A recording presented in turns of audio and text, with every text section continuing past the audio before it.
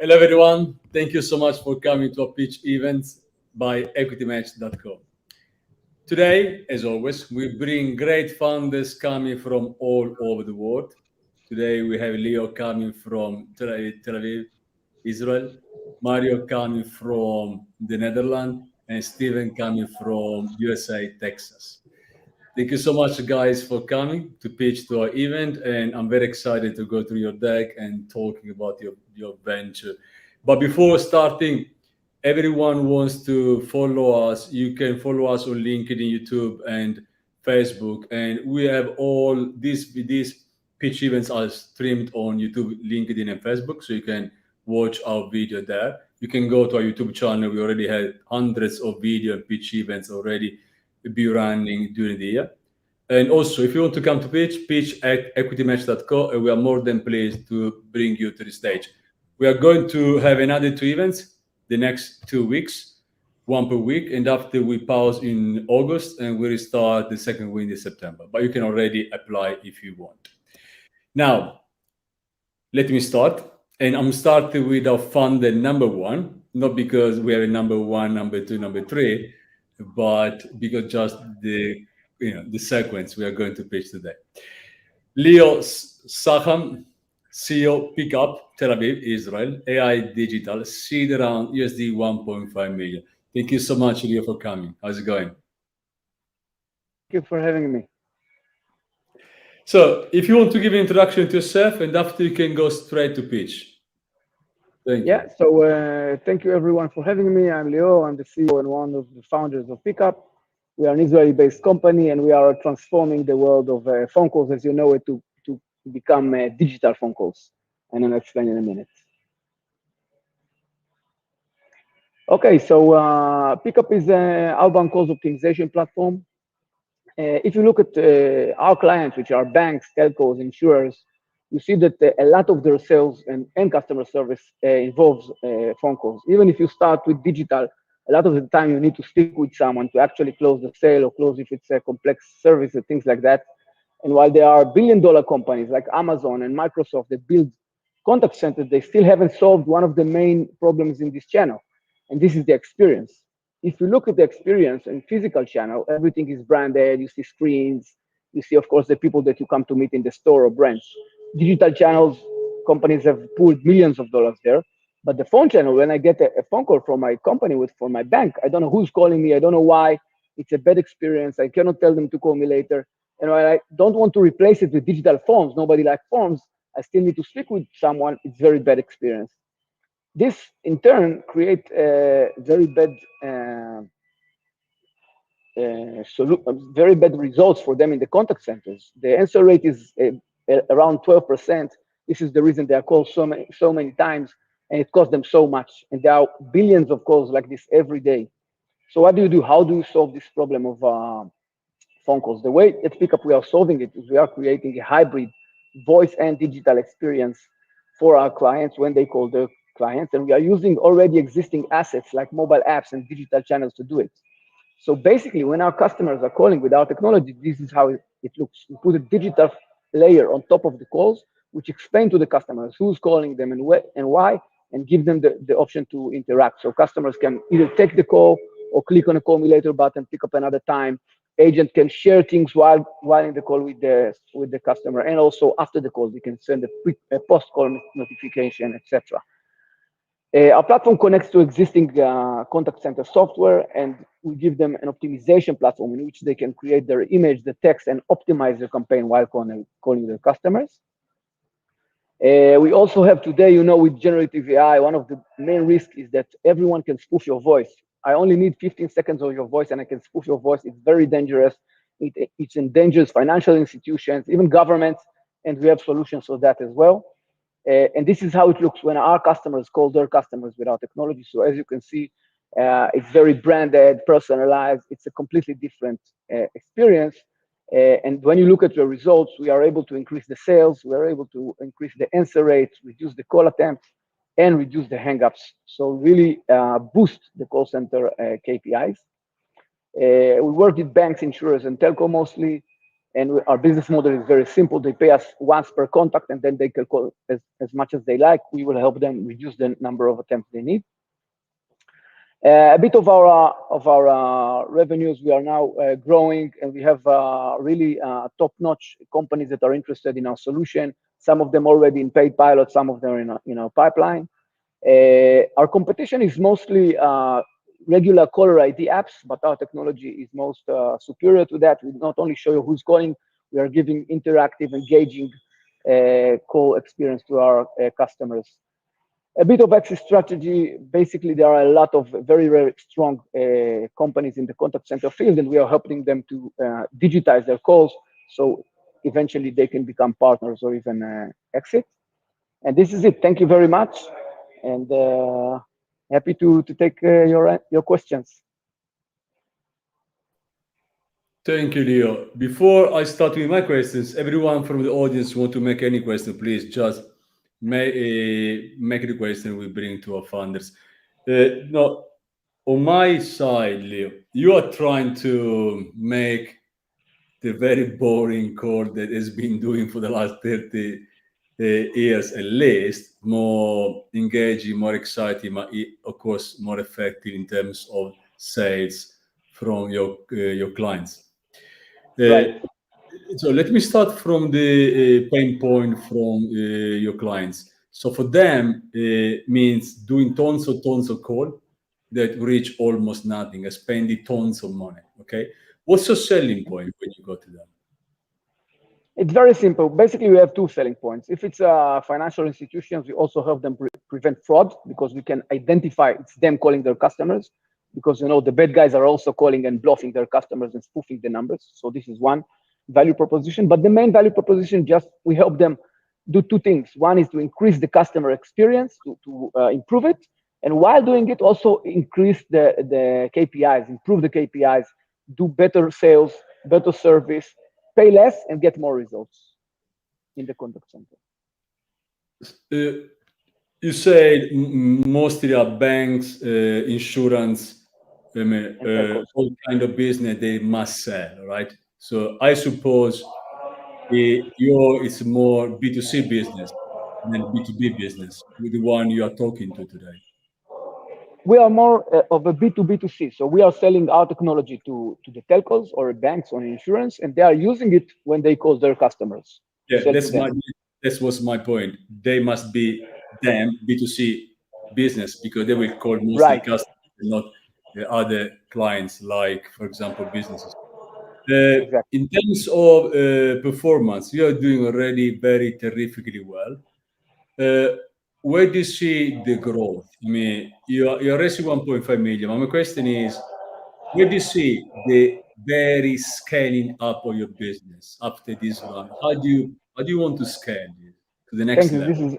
This is an amazing question. So first, we are raising 1.5 additional to what we already raised in this seed. We have already VCs that lead DCs from Europe, from Israel, and from US, and we are raising additional 1.5. And the reason we are raising it is to build plugins, because contact centers today are going to the cloud. All organizations are moving to Genesys Cloud, Cisco Cloud, Amazon Connect Cloud, and we are building plugins for that. So in the future, instead of doing integration to our system, slowly, they can just open a toggle in their, let's say, App Exchange of the Salesforce or Genesys or whatever they use, and start using PicUp very, very easily. It will shorten our sales cycle and make things much easier for our customers to be able to work with PicUp directly from their already use the contact center. But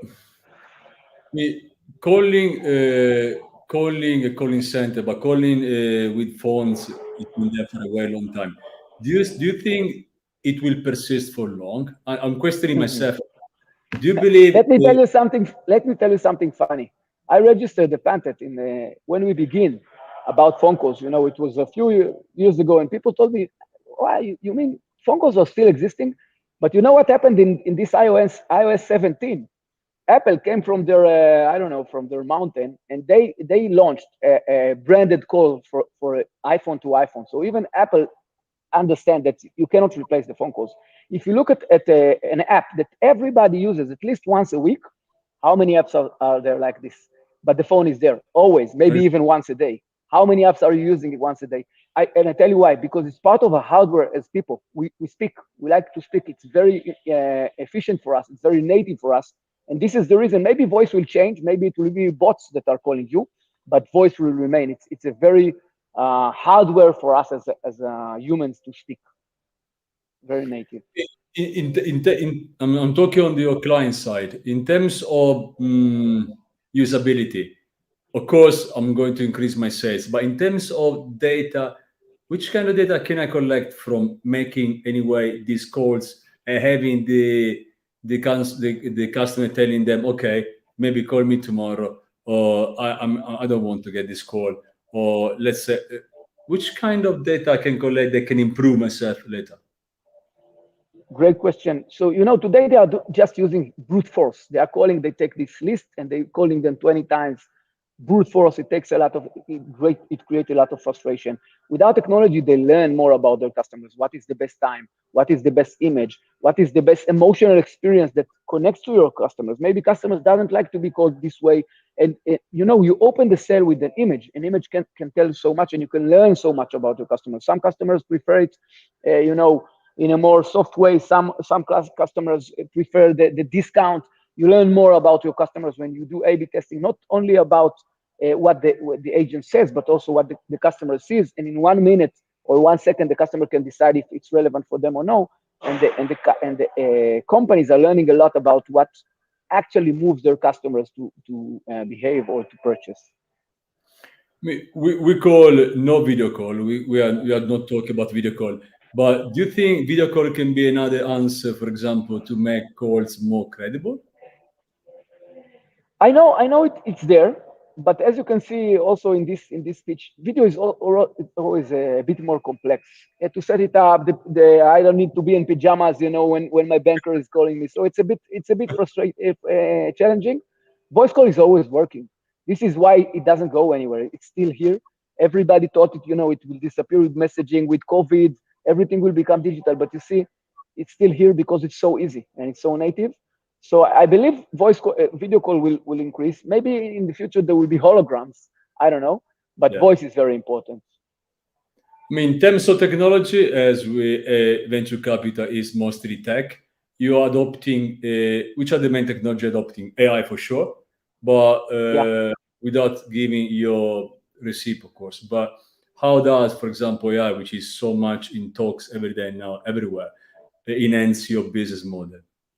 Right. So two things. As I said, first we are a bit combating the bad AI that spoof the voice calls, and we also use AI to create images and text and to correspond with our customers. We're not only doing this layer on top of calls, we're also using digital channels like WhatsApp or Viber or Apple Message or Google Message when the client cannot answer. So we can switch those channels and we can interact with them in this way. So we combine voice and digital, and AI is helping us learning what works best for each audience at each attempt at each company and each campaign.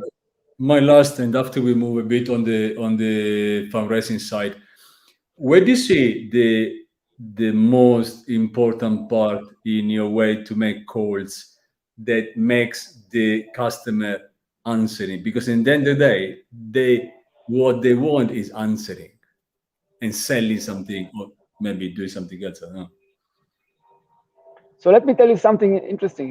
When we talk with salespeople from organizations, sometimes they are afraid. They say, if the customers will know it's me calling them, they will not answer me. And I tell them, I don't think answering is the most important. The most important is that the right guys will answer you. Without technology, sometimes, let's say you had before PicUp, you did 10 attempts and you got 50% of the people to answer you. Maybe with PicUp, you do only 4 attempts, you get only 45% of PicUp people answering you. But those 45 are the ones that you do really want. Those 45 are really interested in your technology, and maybe they will buy much more than those 50% that answered last time. So our main KPI is not the answer rate, is the actual fulfillment of the call. We help you, instead of opening the sale, we help you close the sale, because our technology will open the sale for you and qualify the leads for you. So if it's relevant for them, they will pick up in their good time, in their best time, and then they will listen to you, and if it's relevant, they will buy.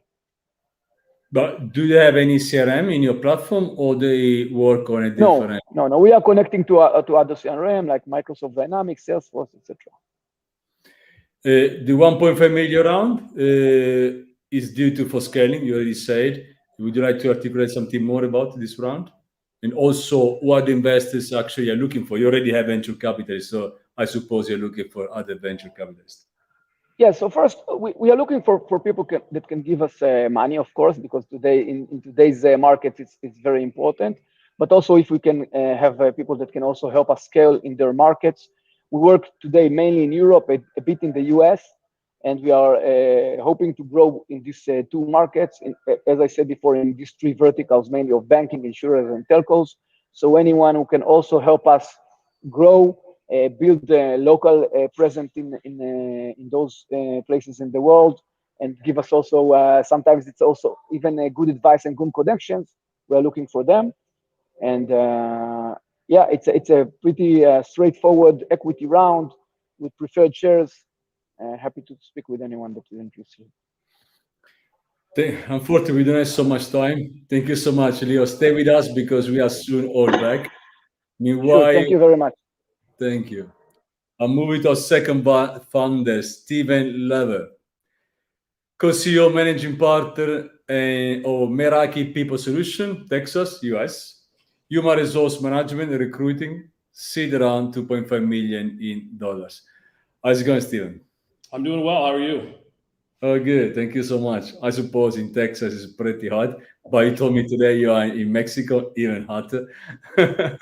So, but let's cool down and talking about of yourself first of all. Please give an introduction to yourself, and after we can go to the pitch. Thank Sure. you. Yeah, 25 years in the recruiting and HR space.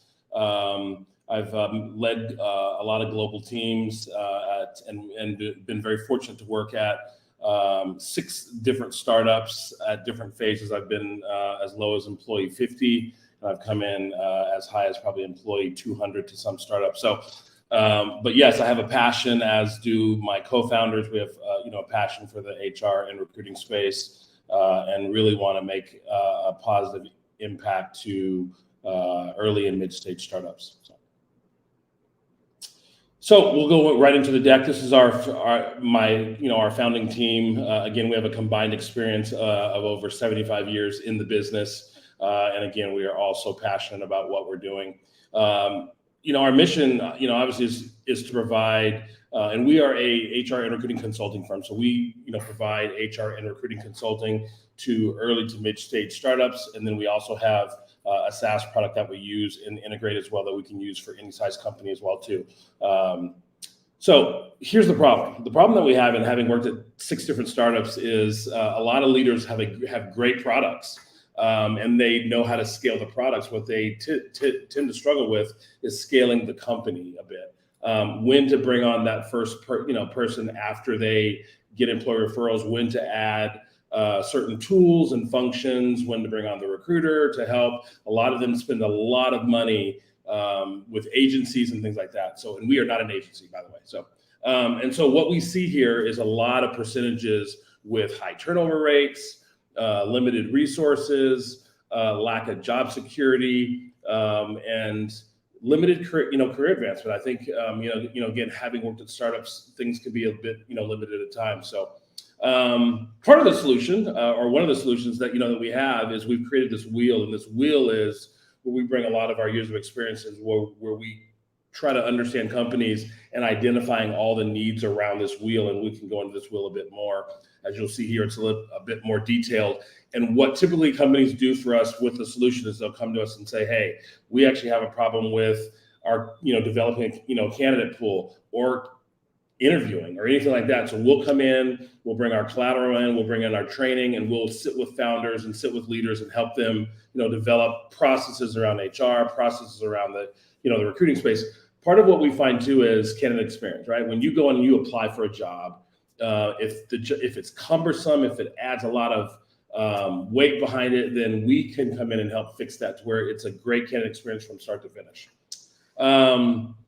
Part of the consulting that we offer, and the solution, is on the slide too. And this is, again, the high turnover rates, limited resources. This goes into depth a bit more. I will keep going. We have an analytics tool. And our analytics tool works and sits. You can join the tool, and this can help with hiring, with retaining, and then just identifying candidates as well too. It's something that we've thought about and looked into for a long time, and I think this has been great. But it's you can see where the tool actually can work with sales, marketing, finance, real estate, and then of course in the HR space as well too. These are our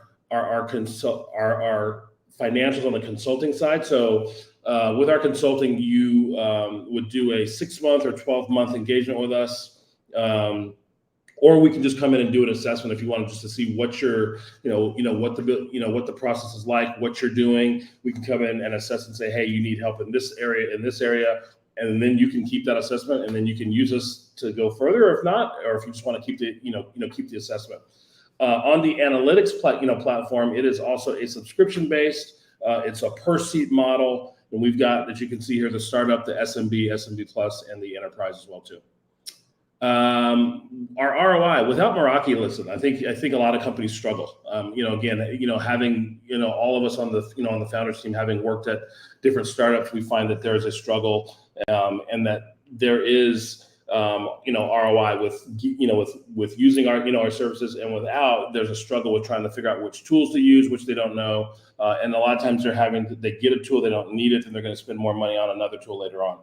So, and our projections, these projections were done once we get funding. We are pre-revenue, but once we get funding, we want to scale up, and as part of what we're looking for our 2.5 million, to add salespeople and an operations team, and also add more tools to the mix as well too, because we found that there's a few tools that we need as well too. We've been self-funded up to date, but we are looking again for an initial seed round investor. There's our contact info. Thank you, Steven. Let me start with your business model. How do you combine the consulting and analytics? And on the analytics side, how much is driven by tech? So the analytics is a platform, and it's a lot driven by. So it scrapes from a lot of different areas. Everything that it scrapes from in the US is, you can go find that data, but a lot of people usually go pick one thing or go find anything. Our tool basically scrapes from a myriad of different places for salary and for location. It can do crime. So I'll give you an example. If somebody has a location and they wanted to open up another location, let's say they have one in Dallas, they want to open up one in Atlanta, Georgia, they can go into our tool and they can look at an area and it'll pull up the crime stats. It'll pull up who's in that area. It'll pull up, and if you're looking for, like, say, I want to open up an office and do engineers, in our tool, we can see how many engineers are in that area, male, female, who's been to school, and then what they're making. So our tool can scrape from all that as well too. How it integrates with the consulting side, you can use one or you can use both. I mean, we're not limiting people. So if somebody said we just want the consulting side, we're happy to come in and consult with them. If they say we want to do consulting and we want to use the tool, we're going to use the tool on our end whenever we land a consulting client. So we'll use it, and they're going to usually ask us where we got that data from. We'll then come back and say it's from our tool. We'll show them and do a demo. If they're happy with the tool, want to use it, we're happy to give them a couple seats. Today, you are already working on the consulting, I suppose, but you're not working yet on the analytics, right? So we have a few companies on the analytics tool now. We are actually doing some changes to it right now, where we are going to actually put it back out, but people can sign up for it now. We are adding more features and more tools to it weekly. But who is your target on the analytics? Because you're pretty wide. You go from startups. Yeah, that's a good question. So for the analytics tool, any company, any size, and it's US based. Any company, any size can use this tool. For the consulting side, we typically want to stay with a early to mid-stage startup, and that's global. In terms of scaling, I believe you want to scale with the latter, okay, on the analytics side, because scaling the consulting is pretty complicated. It's very it is. We're trying to scale with the analytics side of it, but we had some pretty good feedback on On the consulting side, I think it's just getting our name out there a bit more and really doing some marketing and things like that. The US is a massive market. It's a market where everyone dreams to scale and moving into. But on your side, where are you selling now? I didn't catch the question. I'm sorry. Where are you more focused in the US in the market? I mean, all US or particularly, you know, Texas or No, around we're there? doing the whole US, and we're not limiting ourselves to just a certain area. We are marketing to everywhere in the US, and then we're marketing again the consulting side and the analytics piece. We've had momentum for both, but yeah, we're definitely looking to stay global. I mean, or nationally in the US. So you are pre-revenue, okay, on the analytics side, and these 2.5 million are given for achieving what? Yeah, so we want to add a few salespeople. We want to add also some tools as well too, to where we can scale. We have some internal tools, but we definitely need a few, a few more. And we're definitely having to, as we sign, customers, we're looking over contracts and things like that. So having, an attorney on speed dial and those kind of things. So we're just trying to look and add to that as well. But what are your competitors today? Who are competing with? So we compete with anybody in the on the consulting side, anyone that does HR consulting. There's smaller and larger companies. I think a lot of the larger companies that do consulting, some I've worked at before, ACS and and a few other companies, they typically don't touch a lot of the small startups. They're going for more of the larger Fortune 500 companies. We found that niche on the consulting side, a lot of people overlook it. And a lot of the founders need help. I mean, a lot of them know how to scale their product, but struggle with, doing. When I came in as employee 50 at a very well-known now public startup, they had a bunch of tools. I had to get rid of them. They were not the right tools. And so when they brought me on, the first recruiting person, I went to the CEO and I said, these all have to change. And he's like, okay, we'll change them all out. And so they had to spend money twice again. So that's that. And then on the, and I'm sorry, what was your question again? I missed it. I'm sorry. No, I'm saying where is this? How do you the scaling of your business? Yeah, and so the target. Yeah, so on the analytics side, it is any size company, anywhere in the U.S. It doesn't matter if it's a 2-person company or if anyone can get on the tool and they can use the tool for whatever they want, as far as location, finding customers, finding clients, candidates, whatever the case may be. And it's great for retention purposes. So there's a lot of different uses for the tool. Probably one of the few that I've seen around, but the size does not matter. So you can have 1 seat, you could have 50 seats, and it can be used in different departments. In terms of round, this money you're telling that you must mostly will be used for hiring on your site for your startup. Yes and no. It can be used for retention. It can be used for finding out where your competitors. So the tool, if you log into the tool, we can then, like, if you wanted to again put in if you had a high customer service based business and you want to put in a call center, we can tell you in an area what that call, if you put that call center in that area, we can tell you around there, you've got 5 competitors. You guys want to pay $19 an hour. All your competitors are paying $23 an hour. So you're not going to be very successful. So we can do things like that with the tool to kind of help and, configure it based on where. So it's not just for hiring. It can be for retention. It can be for, for other things as well too. What are investors looking for this round? Venture capitalist? Yeah, I mean, a venture capitalist. I mean, we've had a few advisors that work with us, and they say an angel investor might be better. So, but we're open. We're not really closing the door, so we're open. And if we need to negotiate something, we're open to negotiating with that. So. Steve, thank you so much. Don't go. We are all back. I'm moving to Mario because it's the last, but of course not the least. Mario Edoardo Simmaco, founder and CEO of GreenAnt, The Hague, Netherlands, agriculture, seed round, $500,000 in USD. How's it going, Mario?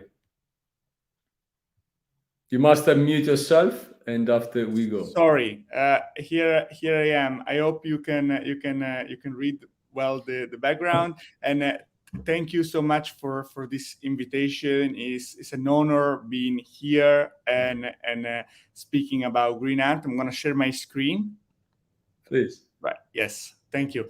So GreenAnt. At GreenAnt, we are empowering farmers through financial inclusion to farm more sustainably through remote sensed data. What's the problem we are solving? Farmers are completely locked out of the carbon market. Small, older farmers cannot access and trade their carbon, and therefore they're not incentivized to plant more trees. And this contrasts with the huge projected growth of the global voluntary carbon market, which represents a huge economic opportunity. And this is also correlated with the immense hundreds of billions of dollars that should be spent, and they are set to be spent in green investment, but they cannot be invested because there are not the right tools for doing so. And this indeed is also represented by the huge gap in the voluntary carbon supply. And this also matches with the remarkable vulnerability of farmers and therefore of supply chains to climate changes. We need tools to mitigate climate change. We need tools to invest in this market. How can we do this? We tokenize trees and we turn data into financial solutions for farmers and investors to invest in climate change adaptation. A tokenized tree is an obligation by a farmer to keep a tree alive. And when a farmer sells a token, is selling the future carbon stored into a tree. Because we monitor trees with satellite images and we gather a lot of data about them, we are able to sell to the farmers tailored, data-driven financial solutions, such as insurances and loans. And this has a wide impact that spans from various SDGs, such as climate action, no poverty, quality of education, life on land, reduced inequalities, and above all, gender equality. We run our business on a 10% rule. 10% of the trees are ours, and similarly, we take 10% of the brokerage fees. Our customers are obviously the farmers, but also impact investors wanting to find good ways to invest in carbon sequestration. Among these, there are individuals, but also SMEs that are similarly locked out of the carbon market. The addressable market is remarkable and global.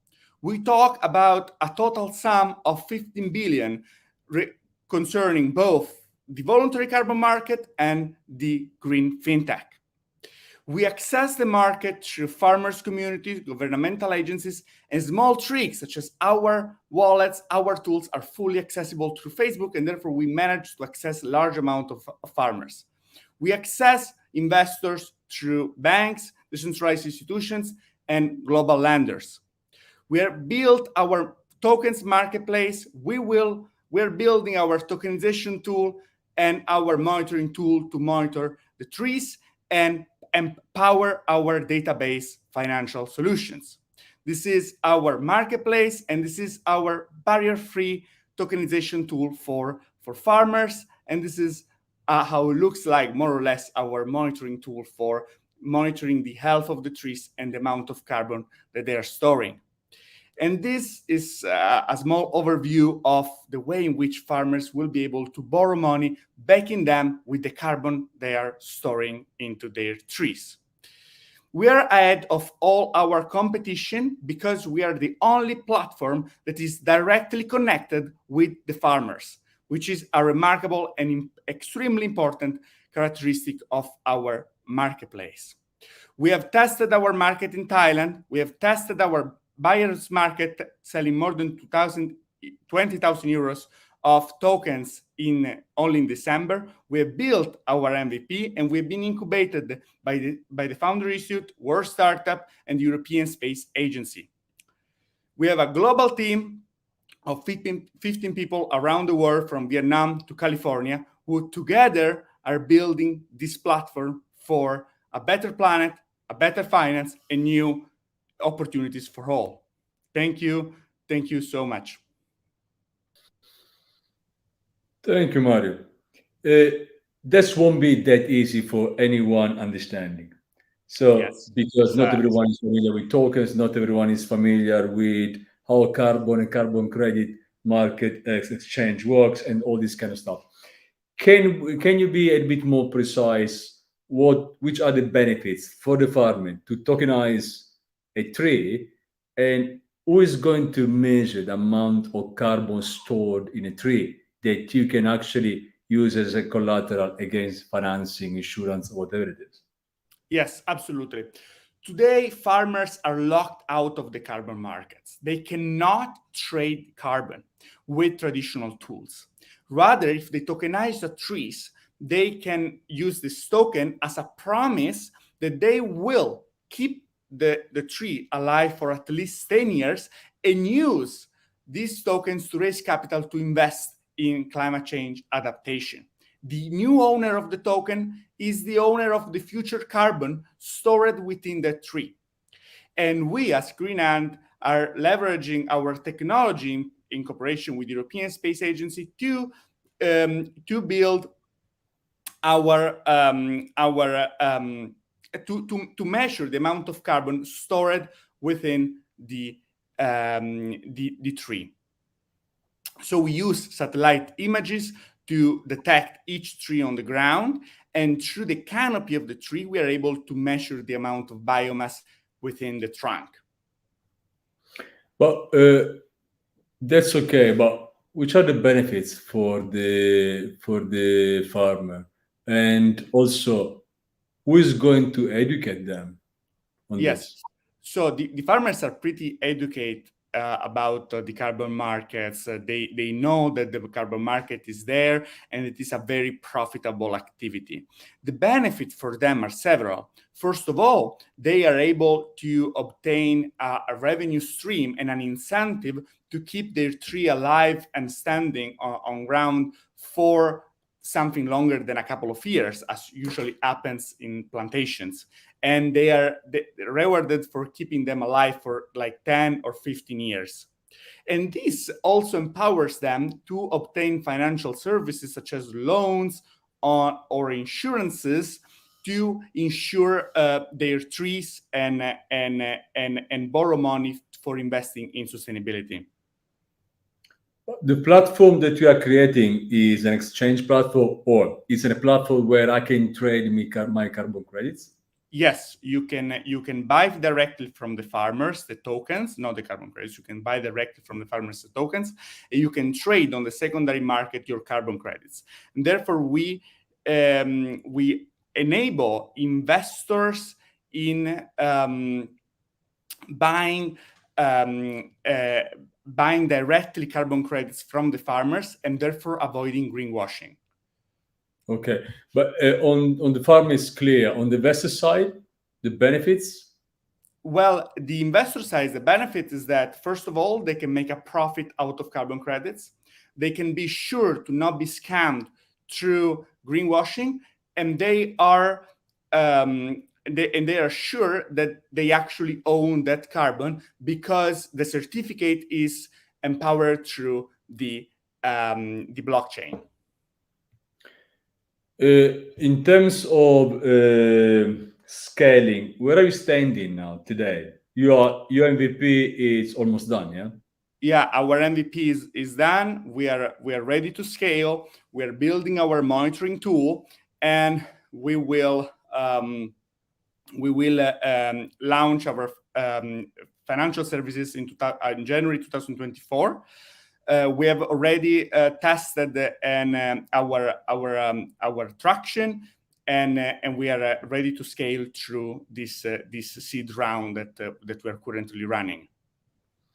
So let's talk about this seed round, this $500,000. The $500,000, how is it going to be used? So the $500,000 will be used in research and development. It will be used for improving our monitoring tool. It will be used to acquiring new property technology and to research the demand of both the investors and the farmers on the ground. We are currently operating in Thailand and Vietnam, and therefore we need to invest to make sure that the products perfectly fit the constantly evolving demands of our customers. Why did you decide to start from this part of the world? Because originally we were farming ants as a sustainable pesticide, and we needed to have and the ants were essentially living only in Thailand. But then when we started our project, we understood that actually sustainable finance was pivotal for farmers to embark in these kinds of green activities, and therefore we started offering tokenized trees as a way of accessing finance.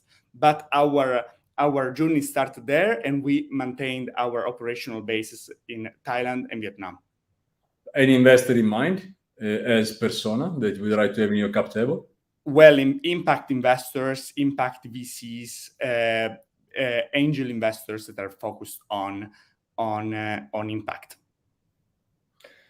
Mario, stay there. Don't go, because we are actually now bringing all our funders back. Steven is here. Lior will come soon.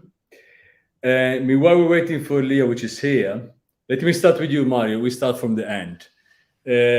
Now, investors, they very much know that only funders with huge attitude, but also very, very focused, but again, with extreme passion for what you're doing, right, will become one day successful. So many startups fail during the way. So funders must be driven by passion and must be driven by what is behind that gives them so much energy. So what drives you to do this venture? And of course, why investing in your venture as well? I mean, saving the planet is the most important thing we need to do now.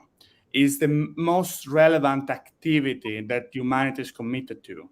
And as you said before in our previous conversation, talks much exceed actions. We need actions, and actions cannot be donating.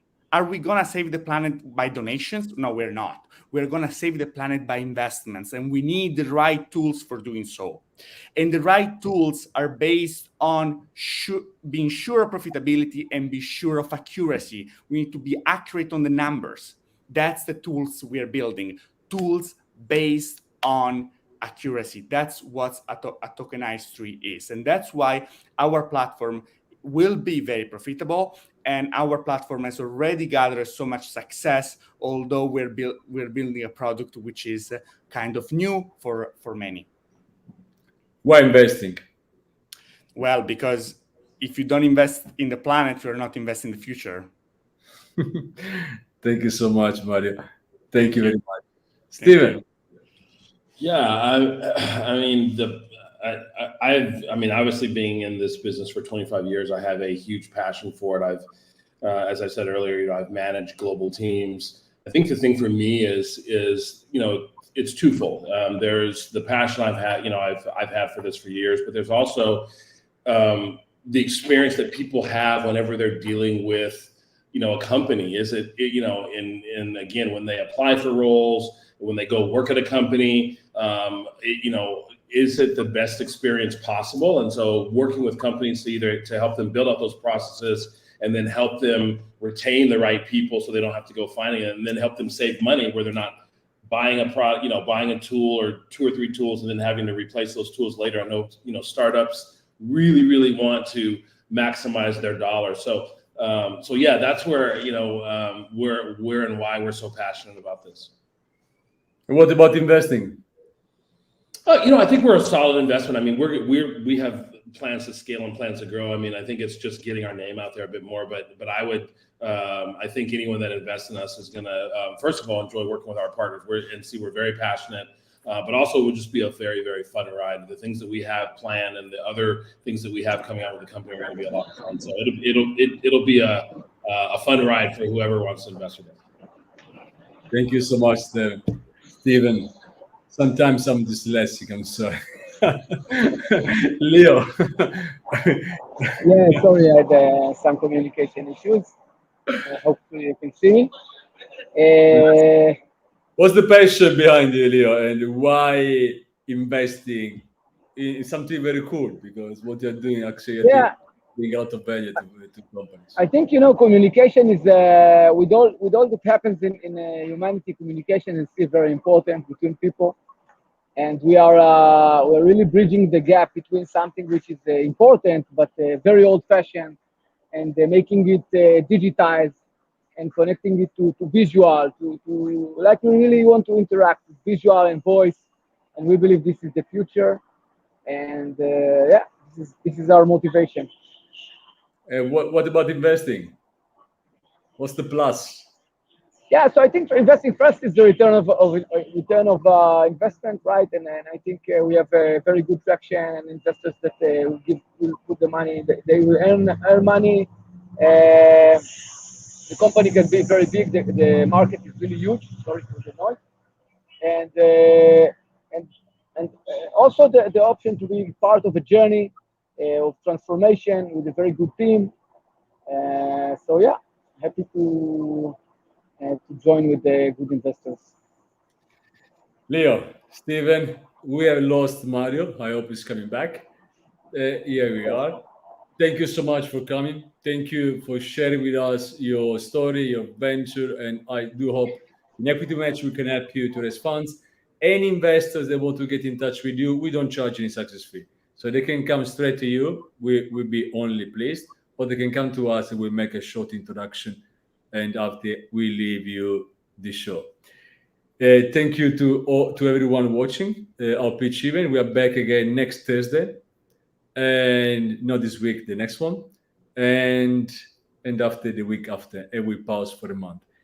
Thanks again, and I really wish you all the best, and good evening for his evening, night, and morning, wherever you are. Thank you. Thank you very much, Max, and Thank you. congratulations for everyone. Bye bye. Thank you. Bye. Bye-bye.